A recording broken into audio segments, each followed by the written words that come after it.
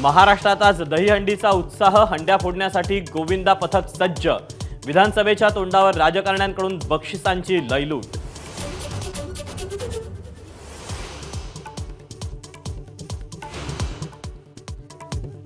सिंधुदुर्गातील राजकोट किल्ल्यावर शिवरायांचा पुतळा 8 महिन्यातच कोसळला। शिल्पकार आणि स्ट्रक्चरल कन्सल्टंट विरोधात गुन्हा दाखल। पुतळा अपघाताची कारणं शोधण्यासाठी नौदलाकडून तज्ज्ञांची समिती। पुन्हा त्याच ठिकाणी शिवरायांचा भक्कम पुतळा उभारण्याचा निश्चय।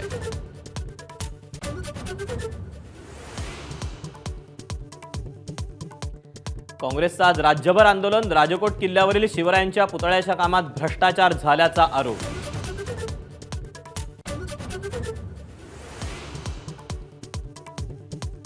महाविकास आघाडीच्या मुंबईतील जागा वाटपाबाबत अजूनही अंतिम निर्णय नाही। 2019च्या जिंकलेल्या जागांव्यतिरिक्त इतर 16 जागांवर रस्सीखेच। ठाकरे आणि पवार गटात चर्चा सुरू।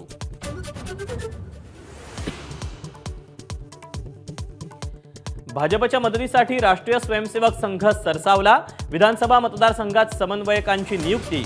लोकसभेतल्या चुका टाळण्यासाठी समन्वयकांची फौज।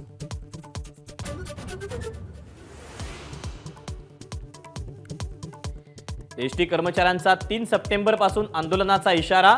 ऐन गणेशोत्सवात प्रवाशांचे होणार हाल। प्रलंबित मागण्यांसाठी एसटी कर्मचाऱ्यांचं आंदोलन।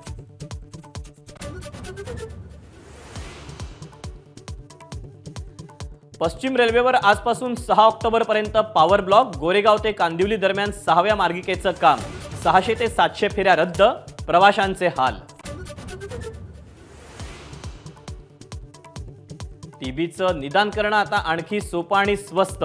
केवळ 35 रुपयात लाळेच्या तपासणीद्वारे निदान करण्याची पद्धत ICMR कडून विकसित। एबीपी माझा, उघडा डोळे बघा नीट।